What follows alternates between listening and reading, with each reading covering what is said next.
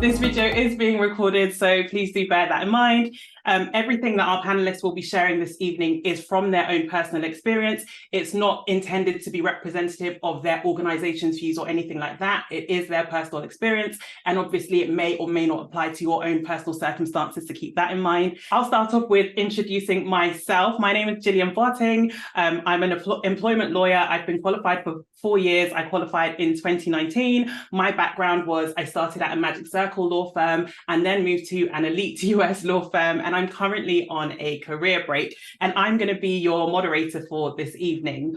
Many of you listening will be aspiring solicitors, trainee solicitors. So for the next hour, we're going to be exploring various journeys and pathways to qualifying as a solicitor in England and in Wales, perhaps. We'll spend the first 30 to 40 minutes just hearing from our panel, and then we'll end with a Q&A at the end. So please feel free to leave your questions in the chat box. You'll see a link at the bottom of the screen. But let me introduce our brilliant panelists. We're very excited to have 4 BGLU members with us today. First of all, we have Joel Lomote, who's an NQ solicitor, and he was part of the first cohort of the SQE2 and successfully passed on his first attempt. Next, we have Anne Iche, who moved from Ghana to the UK at the age of 16 years and is a trainee solicitor qualifying via the SQE route. And apologies if I butchered your surname, feel free to correct me later on. Ohinua Edu Echampong, a trainee solicitor who's returned to qualifying as a solicitor, having previously built a career in business development, trust fundraising and marketing, working in the and was working in the charity sector. And then finally, but certainly not least, we have Michelle Addo, an NQ solicitor who recently completed her in-house training contracts in the public sector. So welcome to all our panelists.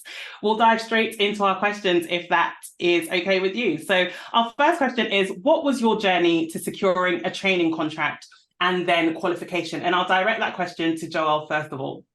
Thank you very much for the question. So I didn't secure a training contract. Once I actually finished university, I was without a training contract, but I decided to myself that I'm going to find a way to qualify by any means necessary. So I finished in 2017, and in 2018, I started working as a paralegal in a boutique firm in Marylebone. Whilst working there, I was working under a partner.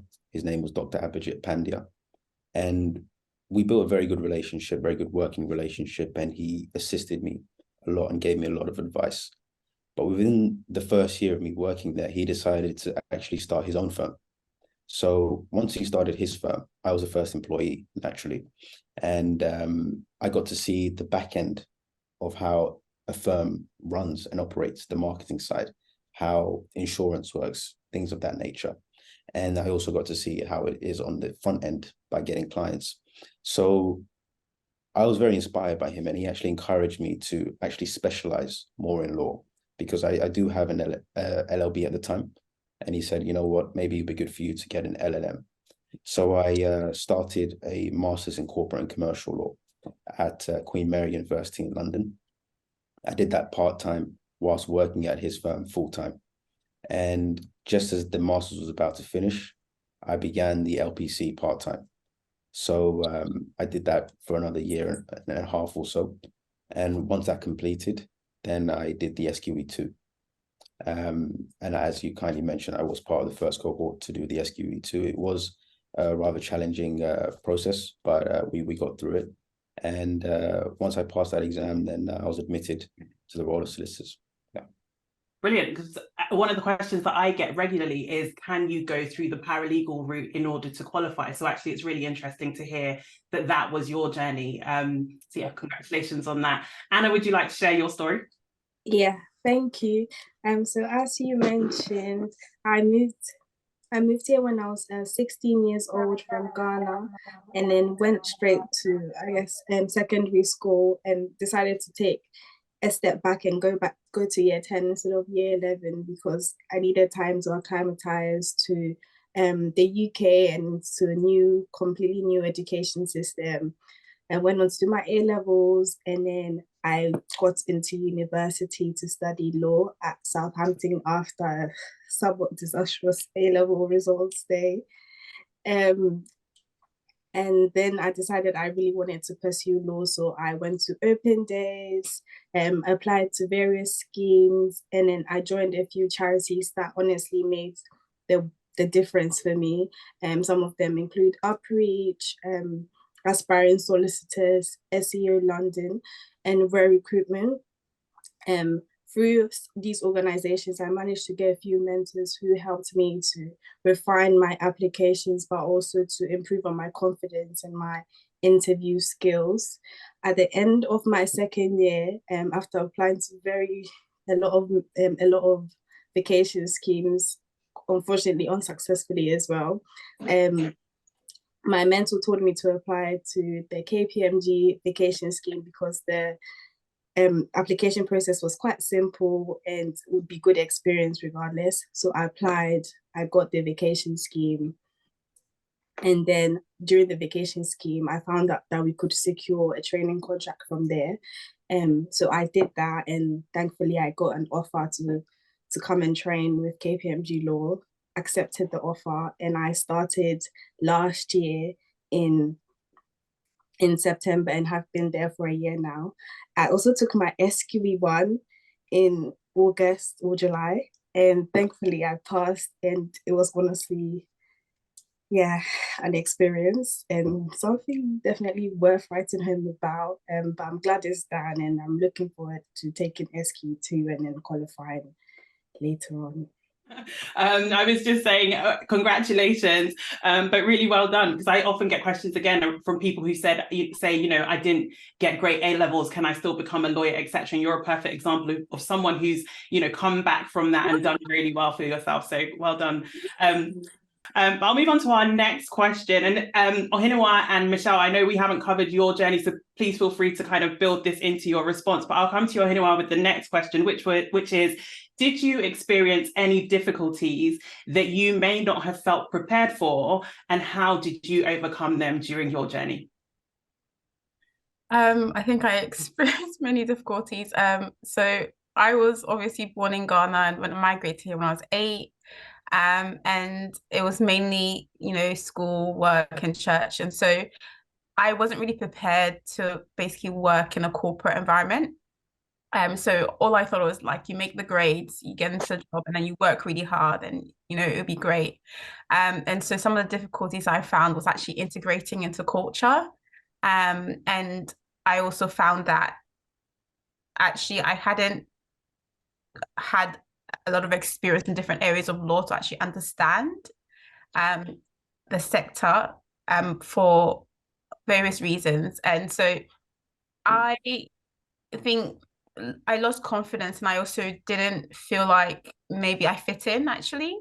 And I didn't feel like I was, I don't know, tenacious enough to be able to survive, the training contract application process, or so yeah, I think I just didn't apply. I lacked confidence and I didn't feel prepared for the environment. So what I did was actually I took a step back and I decided I was going to explore other areas of interest.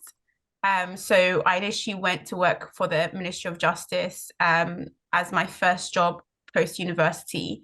And whilst working there, I learned a lot about working with, in terms of teamwork, working with a team, and actually working in the way that ensures that your supervisor is aware of your successes and what you're achieving.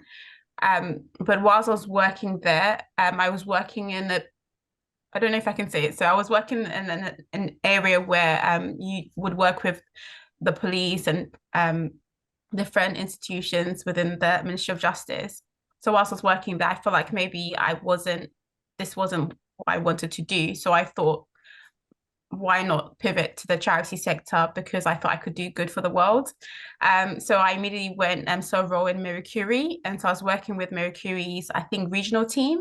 And there was a team that worked in business development. And so business development within the sector was basically a team of people who would secure contracts from either the government or from grant providers, and that bulk of money that they secured within the charity would enable them to deliver services.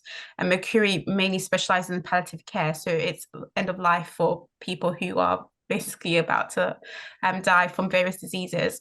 And out of that, I thought, okay, maybe I'm more suited to doing business development. And so I started to build my career in business development. And I think around 2018, actually, what I also realized was that because I lack confidence, I lack skills that would equip me to be able to do well in the application process. I found that working in the charity sector actually built my confidence. I think the charity sector is a very amazing sector for accepting, I think, a lot of people from a minority background, but also giving us a chance to prove ourselves and actually supporting our growth and development. So I found that in the last 3-4 years that I was in the charity sector, I built up my confidence. I saw my career grow, and I found that because of those few years, I was able to actually think to myself, why don't I go back to law and give it another go? And whilst I was working in business development, I actually realized that law is just a business, and it doesn't matter what grades or background you're coming from. If you can prove to the business that you're of value, the business will take you on. So with that mentality, I went back to study my LPC in 2018. And then in 2019, I went to a law firm, an international law firm, and I did commercial real estate. And what that also did was it gave me an experience of what it was like to be in a corporate environment.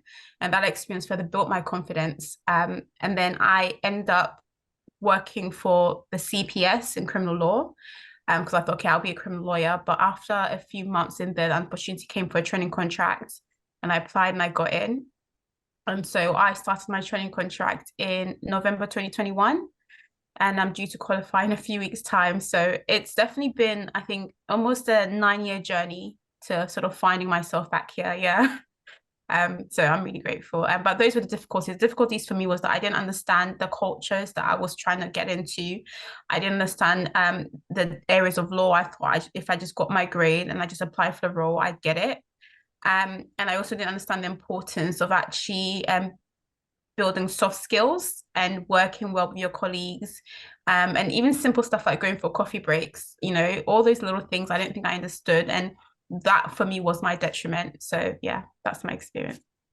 Well, thank you for sharing that, because I'm sure many of us can resonate with, for example, imposter syndrome, or feeling like you're not meant to be here, or, will I actually be successful? So thank you for sharing that. And also how you overcame that in terms of kind of building up your experience. I'm sure that will be very helpful for others. And I will direct my question next to Michelle. So did you experience any difficulties during your journey? And if Joel and you want to add anything, then feel free to jump in as well. Yes, so initially my story is quite similar to Ohenewa's. So I started this journey in 2013. Initially, I didn't get the A-level grades I wanted, so I went to study at University of Winchester to do primary education. I did a work experience in sixth form. I said, no, it's not for me. So I think when I got in there, I said, I'm just going to pick a degree. I did some work experience at the Employment Appeal Tribunal, and I said, I'm going to do a law degree because I just need to go to uni and do something. So I started the law degree. I think it's more of a mindset thing. I thought I didn't have the A-level grades I wanted, the A stars that the Magic Circle firms required. So I just thought, go and get a good degree and try and go for a suitable job that the law degree, that the skills I'll gain from the law degree will give me. And so I didn't apply for vacation schemes. I did apply for a charity internship, which I secured, and I did that for 3 months. And actually, I hadn't realized that that internship would actually help me in interviews later on in life, because it was just different from a normal paralegal position or a vacation scheme. So I graduated in 2016, and then I applied for graduate schemes. I would get to the final stage, but I wouldn't succeed.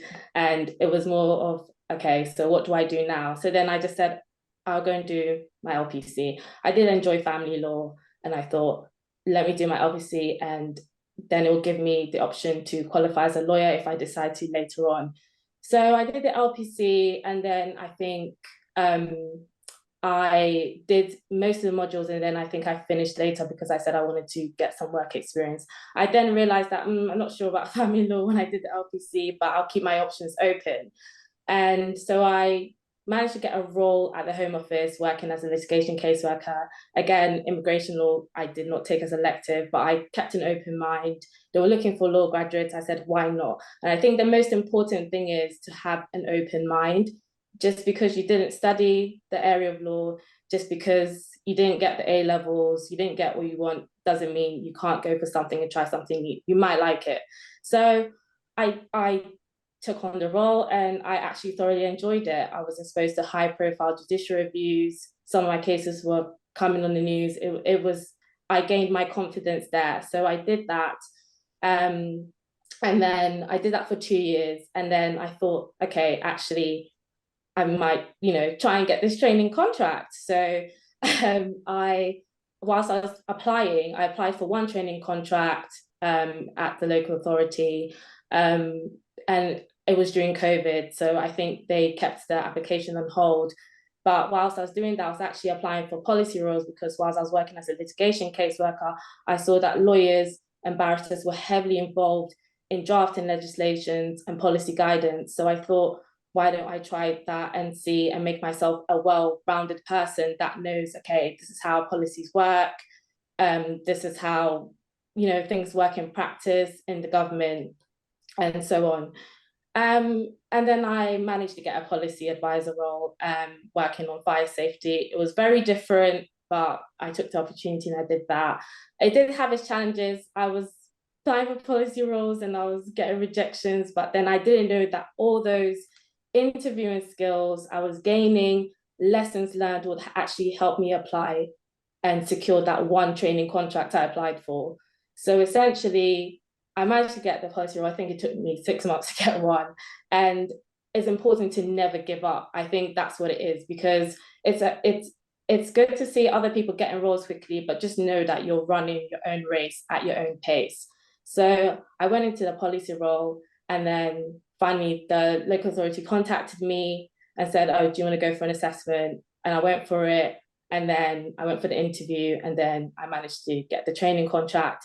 So it had its hurdles, but I think the main important thing is to remember is to have patience. You do have to invest yourself when you go into the legal field. Sometimes it may not work out like everyone else's, but just know that your journey is different and you are unique. You do bring different skills to the table, and that's essentially what they are looking for. That sometimes you may not get that paralegal position. I think one of the things that I struggled with was, even after I finished my law graduate, I didn't have the experience of working in an office to even secure a paralegal position. So it was all very, it was all very timely. So I think going forward, it's important to just keep going and be resilient and try something. If you're not getting that position, why don't you try something else and then come back to it and have a reset? So yeah, that's my journey. And then I completed my training contract in local authority, and then I just qualified in June, like Joel.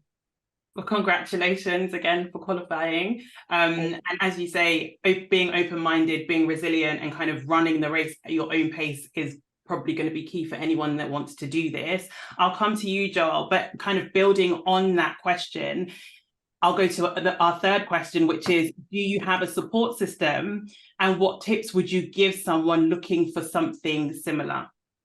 Yeah, so thank you for the question. I think, so my support system, when I first started out, I think I wasn't too sure in which area of law I wanted to specialize in.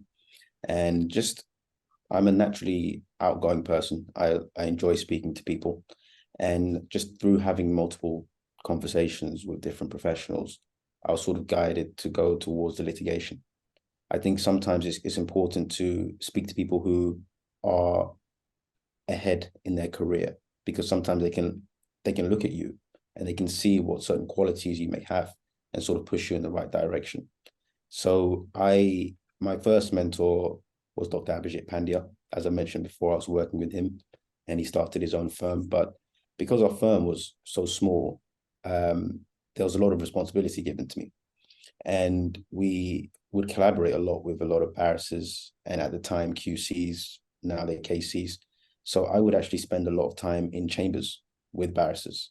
I would spend days with QCs where I would be given advice and tips on how to draft and how to analyze a case and how to prepare for trial. So these things, they sort of built my confidence in the legal sector. But what I would give as a tips for people coming up is 3 things, and I've written them down. So the first thing is that when it comes to networking, I think that it's important that you actually try to build a relationship. It's not all about what can I get out of it. It's more, how can I build a relationship, maybe a friendship. Maybe something may not come out of it immediately. Something may come out of it, something may not come out of it, but try and build relationships with people. Because I think that as humans, all of us, we have to try and build connections with each other. So I implore all of you to try that the next time you're out and about. The second thing is that sometimes, and I was guilty of this when I was very young, is that when you see people who are professionals and they're more successful than you are, or they're where you want to be, you look up to them, you respect them, but you may sort of see them as deities, almost as though they don't have any issues. But I think it's important to remember that they're all human. You know, everyone has issues. So I'm not saying to see yourself as equal, and not respect them. Give them the respect that they deserve for the work that they've done, but also don't put yourself down and try and speak to them on a level. And I think that will help you get far. And when you're speaking to them, it's not always, as I mentioned before, it's not always about what you can get. It's just try and have general conversations about life and then see where it can go from there.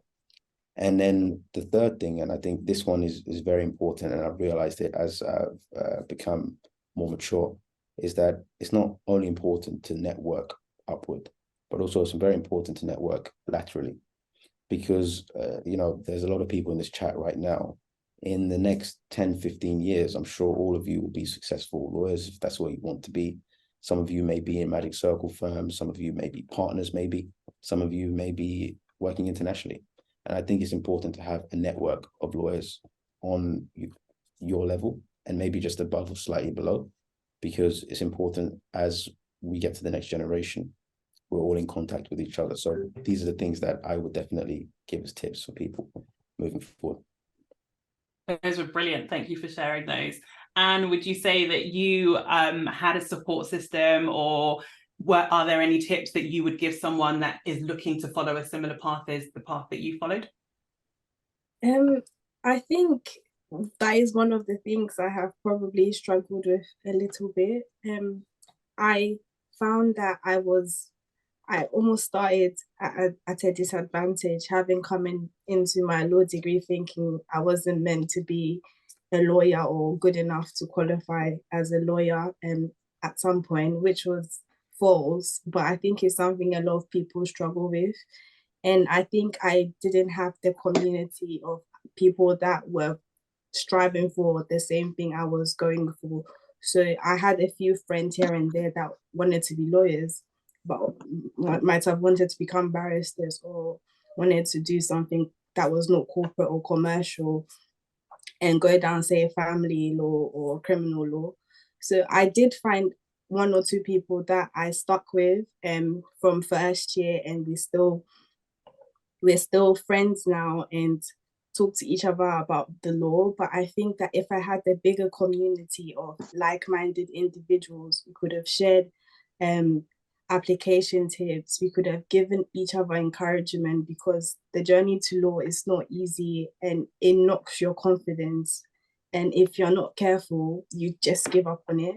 And I find that if I had a lot more people around me, or if I put even more effort into connecting with the people that I met on these different schemes, or people that were in the same charities that I joined, then maybe I could have been in a different place now, or I could have completely decided that this career was for me earlier than I did. I think it takes a lot of energy and a lot of pressure off when you find that there are people around you all striving for the same thing. It spurs you on, and it is something I am looking to improve on by joining the BGLU, for example, and being active, speaking to more people that on my level, but also people higher than me, people that I've seen do amazingly, and people I aspire to. So it's definitely something I'm still learning, and what Joel said, I think, is very important and something I will do going forward. Just build relationships with people, not necessarily because I think they could give me a job someday or something, but I think just building a relationship to form a real connection and to form a real form of community that I have been missing would be really good. Yeah, that's really helpful to highlight that networking isn't purely just, for career progression or kind of making it to that next point or next level or kind of even learning from your peers, but actually you build a support network. And in this industry, we all need people around us that are going to cheer us on. So thank you for sharing that. I'll move to you, Ohinewa, next. What is one thing that you wish you knew before making the decision to pursue a career in law? I think what I wish I knew was that actually, I think for me, having confidence in yourself and the courage to at least try is probably what really helped me, because when you were studying law in the UK, there's a lot of fear mongering. So they tell you, it's harder if you don't have certain grades, it's harder if you're from a minority background, is this, is this, is this. And so you don't even get a chance to dream or hope. You're already knocked down by all these things that are against you. However, working in multiple sectors and multiple jobs, I actually realized that actually having confidence in yourself, practicing certain skill set, whether it's technical skill set or soft skills, practice actually does help. I became more confident in myself, and then I actually gave it a go. And in giving it a go, I secured my training contract. And I think looking back, I wish in 2014 I hadn't believed those lies and I hadn't removed myself from the race, and I had at least tried, because I think from my personal experience and from the experience of my network, it's not the people with the highest grades that succeed, it's the people that persevere. And not only do you persevere, but you have to also be strategic as well. Like Michelle said, if something's not working out, don't waste your time, pivot and try and find another route. Magic circles or the private sector isn't the only way to qualify as a solicitor. Actually, you've got government institutions, you've got charity sectors. There's so many ways for you to qualify as a solicitor. And so I wish I knew that actually it is possible. And if I just had given a go in the beginning, then I would have probably qualified much more sooner than I am now. Yeah, and that's, I'm sure, very powerful for people listening to hear that, there are all these different routes. And yes, it might feel very difficult at various points, but the people on this panel are evidence that with perseverance and hopefully, hard work, etc., there is hope, you can kind of do this. I'll direct the same question to you, Michelle. Is there anything, or what is the one thing that you wish you knew before making the decision to pursue a career in law? I'd actually echo exactly what Ohinewa said. Just have faith in yourself, believe in your applications. Don't just be sending applications in quantity. Actually be selective and say, I like this advert, I think I can work for this organization, I have the skill set they would require, and go in there and own it. You have to go into the interviews saying, if they don't take me on, it's their loss. So it's just a change of mindset, and I think that's what it is. I think you have to just say, look, what am I doing wrong? Change your strategy. Look outside of London. If you're not getting a training contract in London, look outside. I have friends that have managed to get training contracts outside of London in different sectors, like Ohinewa said.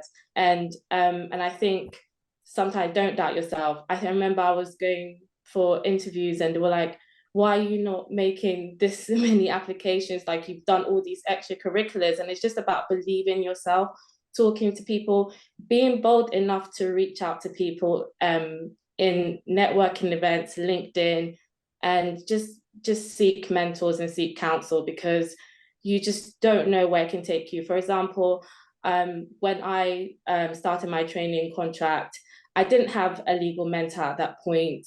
And I was actually advised, I said, look, you've got mentors in these different sectors, but consider having a mentor in the legal field. So I kept my eyes open, I was looking out for people within the teams, the various rotations I was doing within a training contract. And actually, I think one of the mentoring programs that came up and that's why it's important to have communities, is that I came across BYP Network, and I managed to actually get a mentor who worked in Thomson Reuters. And actually, when I finished that mentorship program, she actually invited me to be on the panel to talk about my experience. So you just never know where it will take you, or you'll never know who you might speak to, who you might be connected with. So don't be afraid, just reach out to people. You might get people that don't want to help you, move on. There's other people out there that are willing to take the time to help you and understand you. And it's important to be relatable. It's not all about the grades. It's all about what are your interests and experiences. What do you enjoy? For example, Anne says she spent 16 years in Ghana. They might have something in common with you. So it's just about being human, especially as a newly qualified. So Joel was saying something about building relationships. I think it's also important to build relationship with the people you're working with outside of the legal sector, especially the clients and members you're working with, because you might meet them again in another job if you go and work for them, and they might actually just say, "Hi, I've got an opportunity in my company, come work for me." You just don't know. So I think client relationship, being yourself, being unique, know that you have something to bring that all those other people applying, hundreds of those people applying for the same training contract, just know that you've got something to bring and someone will want you.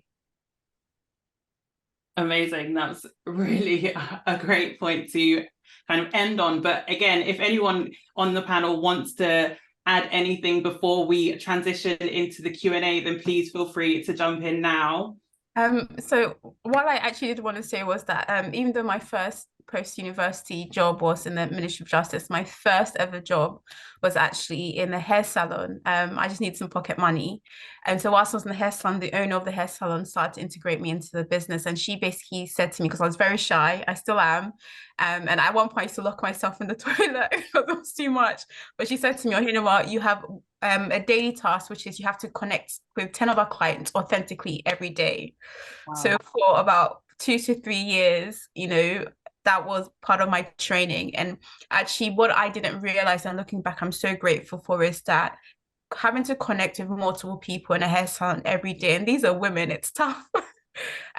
What I had to do was I had to find within myself a way of being genuinely authentic with each and every one of these women, but also being able to build a genuine connection with them. And what that did is it built my foundation later on in life.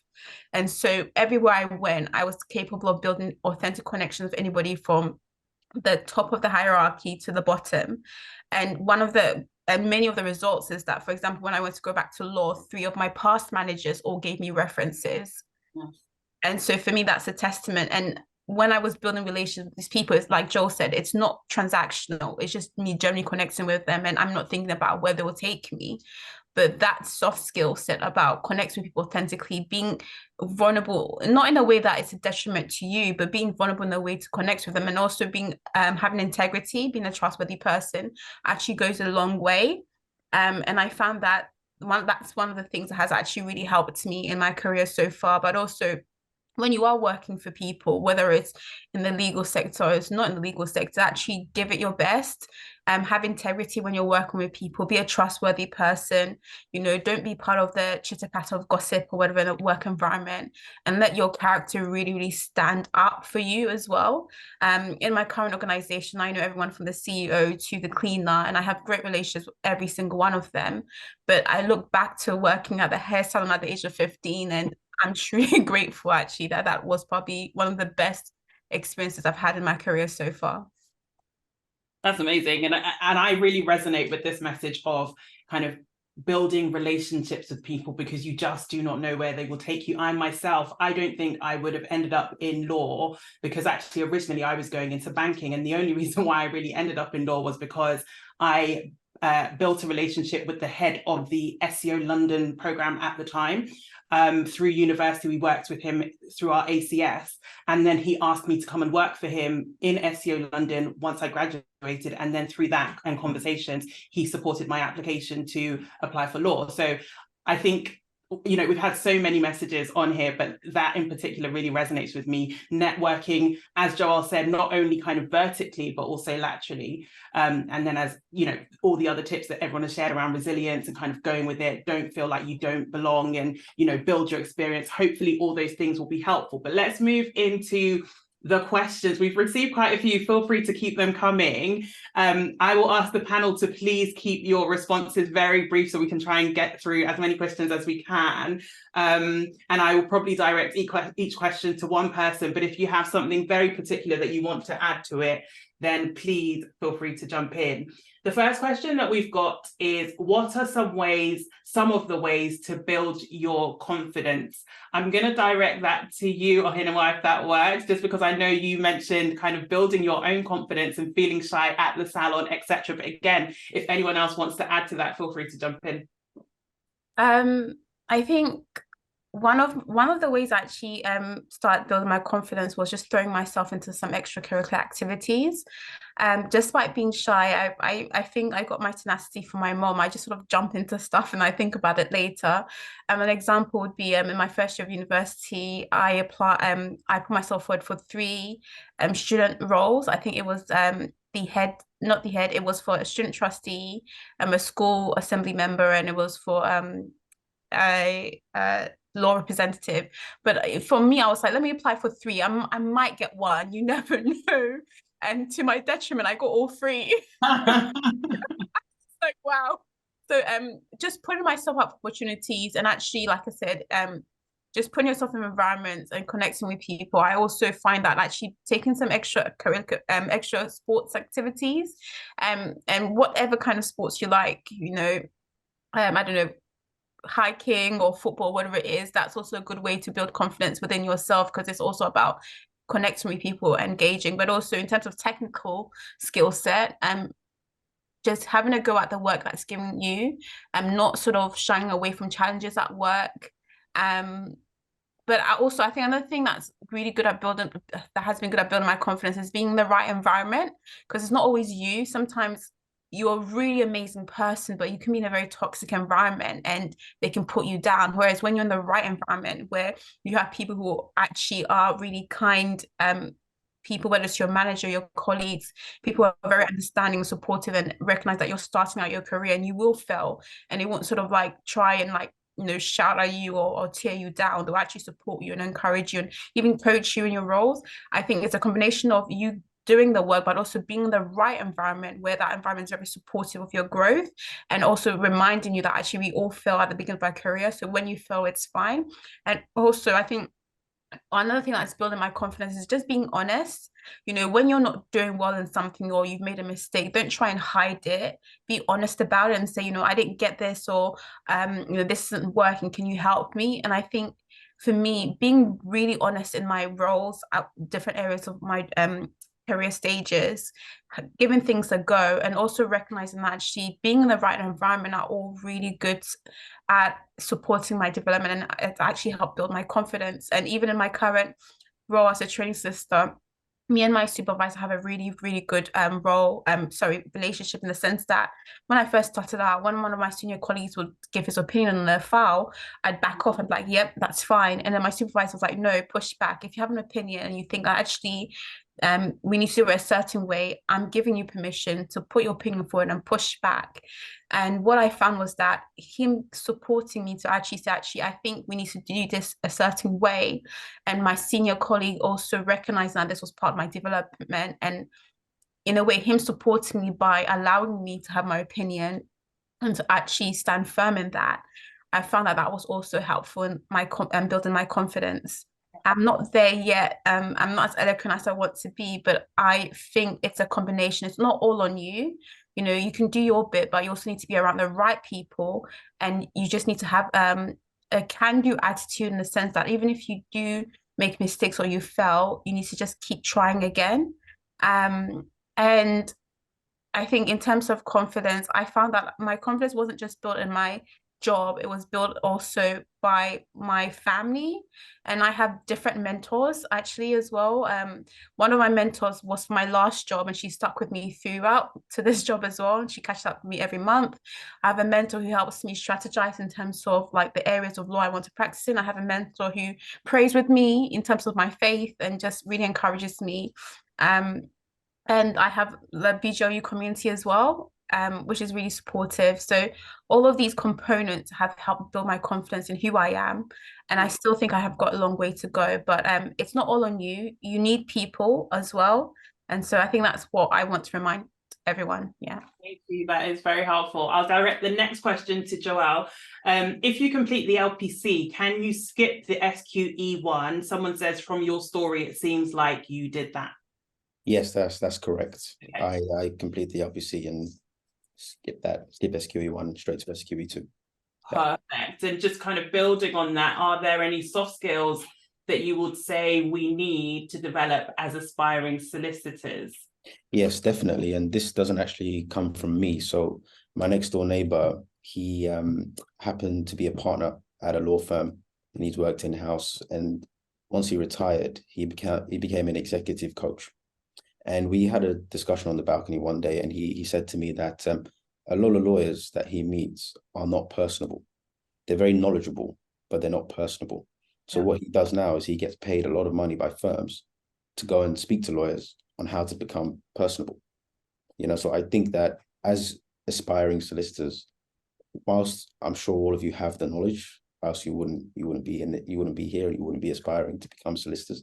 I think it's also important to try and work on becoming more personable if you're not personable already.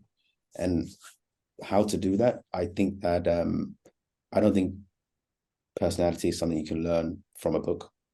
I'm sure there's many books we've all heard that try and sell you on the idea that you can become a better person, win friends, etc. I think that the trick is actually just to go out there and try. You may fail, it may be awkward for the first few times. People may look at you like, what are you saying to me right now? But just keep pushing through, and eventually it'll become more natural to you. But at the same time, still work on your legal skills, because that's pretty much the most important part of your career as well. Agree. It's a combination of the two, isn't it? And the next question we have is around visa sponsorship, and if anyone on the panel has had experience with that. So I will leave that for the panel to think about, and then we'll come back to that question after the next question, which I'll direct to Michelle. And I'm directing it to you because I know you had experience in kind of different practice areas and even areas that weren't your elective, etc. But the question is, what's the best way to pick your practice area for qualification? And related to that, what is the best way to convince the partners / the wider team to pick you at qualification? Okay. The best practice area. Keep an open mind. Sometimes you're going to a training contract thinking, oh, I'm a contentious person, like I did. I like contentious areas, litigation. But actually you find that things might change. You might enjoy the commercial areas like I did, for example. In my training contract, one of my last seat was in planning. I didn't know much about planning, but before I read around it and I said, look, I want to try planning, see how it goes. And I actually realized that there was a market for planning. There's a shortage of planning lawyers, so that would be a potential area I would qualify into. So there's a lot of areas that we don't actually study at the LPC or undergraduate level, for example, planning and construction, even though we do study the core subjects like contract law. So I think it's keep an open mind and also talk to someone. So when I was first picking my seat, I spoke to a previous manager I worked with. I spoke to the training principal and decided to narrow it down the seats that I wanted to pick and the areas. And I think they said you have to do 2 non-contentious and 2 contentious seats. So I think just sit down with someone and say, these are my interests. I have an interest here. And then you will have to, even though you've made your plan, you will have to make some tweaks along the way. So just keep an open mind and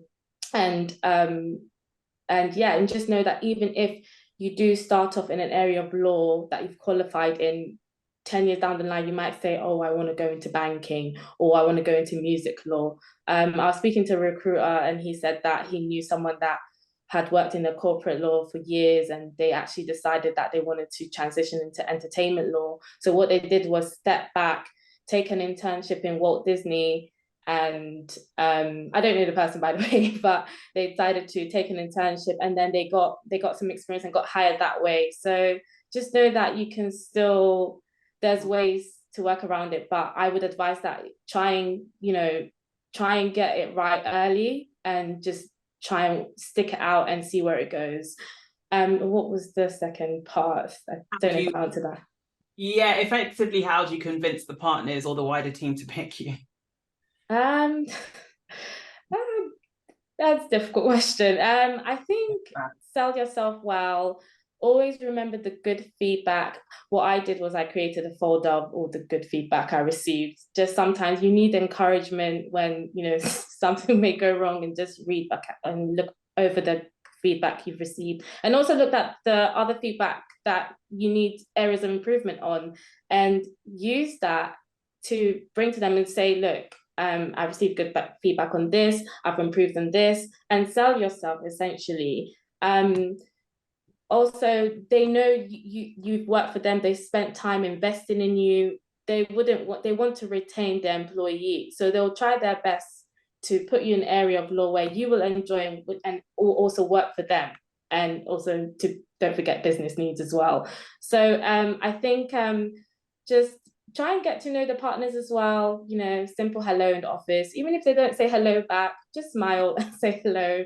And one day they'll always remember, oh yes, that girl that said hello to me every morning. So try and build rapport, and try and make yourself seen, get involved in other extracurriculars in the firm, and so on. I think and you work in KPMG, and I know you said that's a private law firm, so what's your take on it?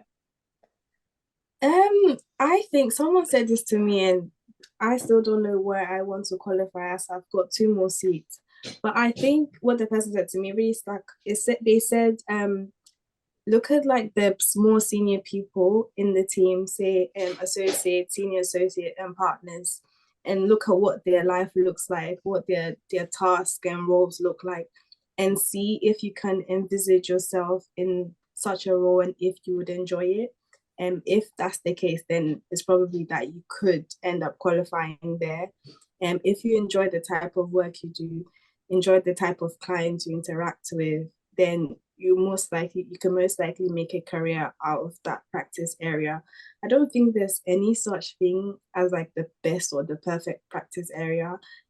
Everyone is suited to different things. If we all decided we wanted to be corporate lawyers, for example, who's going to do the immigration work, who's going to do the criminal work. So it's just remembering that even if one side is not very well suited to you, there is always something in law that would fit your personality, your skill set, and even your aspirations and how you want to live your life in the future. Brilliant, thank you. Sorry, just to add, I think what was helpful for me was I looked at LinkedIn profiles, and I also looked at different people's careers and saw how they moved from construction to other areas and the type of firms they were working for. So that gave me an idea in terms of where my career could go. So that's very helpful, and I would highly recommend doing that. I think when I was trying to figure out if I was interested in the area, I took advantage of placements and work experience. So I actually reached out to local law firms, and I asked them if I could take a week or 2 weeks to sit with them and just sort of experience that area of law in practice. And then when I worked for, say, in-house organization, like my placement year was for Westminster Council's legal team, they did procurement law, there was family law, there was employment. And so what I did was actually, like, I asked my managers, can I have a bit of experience in these areas of law to really sort of understand if that works for me? Another thing is that if you're in an area of law as a paralegal and you don't enjoy it, don't try and force it. Just say, yep, I don't enjoy it, and find another area of law that you might be interested in. Currently, I've got experience in terms of law, in terms of employment, family. I did criminal, I did a bit of property, I've done litigation, and these are all either me asking and putting myself forward saying, can I please experience this area of law? And actually, the people at the top are so busy that when you're coming to them and saying, can you do this? And you've even got a plan for them, they're more likely to say yes, because they're like, oh, half the work is done for me. I just need to connect with someone. And even in my current training contract, I asked my director if I can actually get a placement in a private law firm, because I also wanted to know what it was like to work in a private law firm. And she said, yeah. So sometimes just asking, trying it. If it doesn't work, quit and move on. Don't waste your time there. And I would also say, in terms of getting the partner to notice you, it's not about the partner noticing you, it's about whoever has the most influence in the room noticing you. And you'll never know unless you actually generally connect with people and work well with people. If you're in a huge global law firm, the partner doesn't have time. You know, they really don't.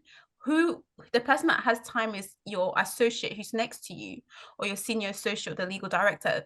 You know, connect with that person who actually has time and who's willing to invest in you.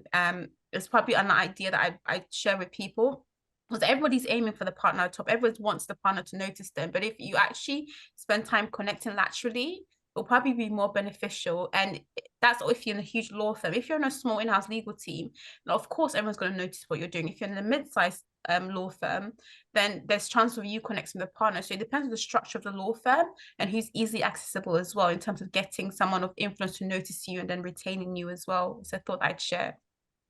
Yeah, and I think what has come through for me is that actually all the experiences on this panel are very different, and we've kind of covered a broad range of journeys or kind of areas of the law. So it's again coming back to our previous point around speak to people, right? Speak to people in your kind of industry or part of law that you're working in your firm, etc., and understand what the drivers are for helping people to qualify, and as Ohinwa said, who kind of the decision makers are, because it may not be the same depending on where you are in the industry or what your firm is like. So speak to people. Let's come back to that question around getting visa sponsorship. I don't know if anyone on the panel has a response to that, but kind of relating to that point, feel free to like jump in if you do have a response, but if you don't, let's go to these questions that were sent to us before the panel. And the first one is, if you are a foreign qualified lawyer, in brackets RFL, having difficulty securing an associate role in your area of expertise, would it be helpful to explore applying for paralegal roles to gain entry by extension, to gain entry and by extension UK work experience in a law firm? And then secondly, they said, would you recommend a foreign qualified lawyer restarting their legal career in the UK by pursuing a training contract and taking the SQE to become a solicitor? They are aware that their qualifications make them eligible for exemption from the SQE2, so they just want to know if there's any merit in taking this route to qualify as a solicitor. I'm very conscious of time, so if we make that a broad topic around kind of qualifying as a foreign qualified lawyer in the UK, and if you have any special tips for that, then please feel free to jump in. But otherwise, I will then move to the next question. So let me give you a second to jump in if you would like to, if you have anything to share on that point. I have no personal experience, but I have come across a few people who have had to cross qualify, and they've usually gone through either the QLTS route, which is another exam, or done the SQE1 and then taking the exemption for the SQE2. The people I know, unfortunately, were poached either from their countries or applied directly and somehow got the role. So I think it kind of depends on maybe the sector or your area of expertise, how senior you are, and what you can do to really prove to them that your diverse experience is something that the firm or that practice area really needs at the time. So it might be worth doing the paralegal role, or even working just generally within the sector to gain some experience. But I think ultimately it comes down to a personal decision if you want to take a few steps back to do the SQE to qualify, or if you want to try other things to see if you can get in directly. Yeah, thank you, that's helpful. The next question is, and maybe we'll make this a general question for everyone because everyone's either qualified or will qualify relatively soon. Having been through the TC process, what would you change about it? Are you a fan of the new qualification system? Okay. Yeah, I think SQE in theory is a great idea. It helps to give access to the law because the LPC is very expensive, and I quite like that. It gives you the opportunity to even work and study and gain experience from various law firms or from various sectors to be able to qualify.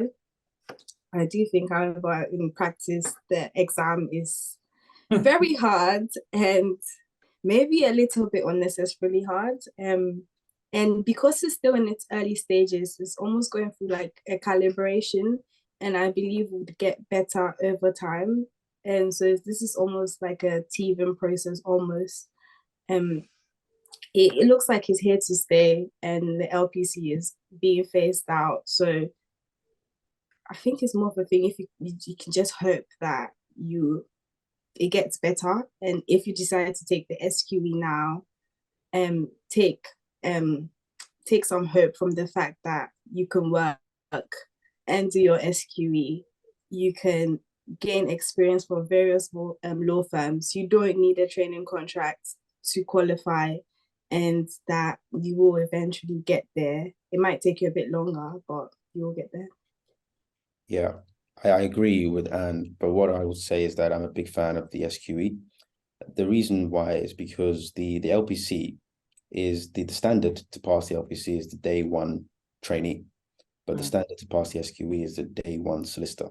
And as I mentioned, I was part of the first cohort to do SQE2. And when I attended the exam hall, a lot of people that I met there were people who maybe couldn't find training contracts, but they knew they were capable, right? And I think once you decide to take that exam and you decide to go on it, you know what you're capable of. And I think that the SQE is a good way to sort of qualify without necessarily going down the traditional route. I know it's a new way to do it, but I think that if, you believe in yourself, you work hard, and you know you can be a solicitor, I'm all for the SQE too, definitely. Yeah, it definitely opens up access to the profession, certainly. I'm very conscious that we have effectively run out of time. There are a few more questions. Several of them are just essentially similar to kind of the foreign qualified lawyers wanting to transition. So apologies, it doesn't look like we have many people on the panel that can contribute. I may not be able to contribute, but we've BGLU, I'm one of the directors in BGLU, and we've been having conversations with a few law firms who are actually interested in getting foreign qualified lawyers. So there's actually a big movement within law firms to actually widen the pool and actually secure foreign qualified lawyers, especially as they're expanding globally. And when you expand globally, you actually need lawyers in that country actually who understand the culture, who understand the legal system, to be able to help you with the work that you're bringing in as a partner. So I would say that, honestly, sometimes do reach out to these law firms and inquire about the kind of applicants they're looking for. Also, I was mentioning, I think the Bank of England, if you look at the vacancies, they do take a lot of people from different backgrounds, but I think the area of law is more finance-based. And I would also say that it's not just private sector who are looking for good lawyers. Actually try and explore different sectors, because you realize that actually sometimes the sector just literally wants someone who's good. And if you're qualified and you meet the criteria in England and Wales, they're more than willing to take you on board. So don't lose hope. You just actually have to do the hard work, do the research, actually engage with these organizations or law firms, ask the questions. And like Joel said, if you say in yourself, actually, I'm going to get to this end goal no matter what, actually not much can stop you. Even if you do meet, like a blockage or whatever it is, just pivot. Another thing is, if something's not working out, don't waste your time on it. Pivot and move on and find another strategy or find another way of getting your foot in the door. But I don't think it's impossible if you're a qualified, foreign qualified lawyer to get a job in the UK. You just need the right strategy, and you need to actively start engaging with these organizations and asking the questions that you need to ask. And more people are willing to help you than aren't willing to help you, if that makes sense. So that's my thoughts anyway. Perfect. Thank you so much. Just to wrap up, thank you once again to British-Ghanaian Lawyers Union for organising the panel this evening. Thank you to everyone who's joined, and of course, thank you to our panellists. We have left contact details to BGLU, so apologies if we didn't get to your question, but feel free to reach out. And I know one of the questions was, how do I join BGLU? So the contact details are in the chat box. But once again, thank you to everyone who has joined, and I hope you all have a lovely evening. Thank you very much, Gillian, for hosting. Appreciate it. Thank you. Thank you so much, Gillian. Thank you, guys.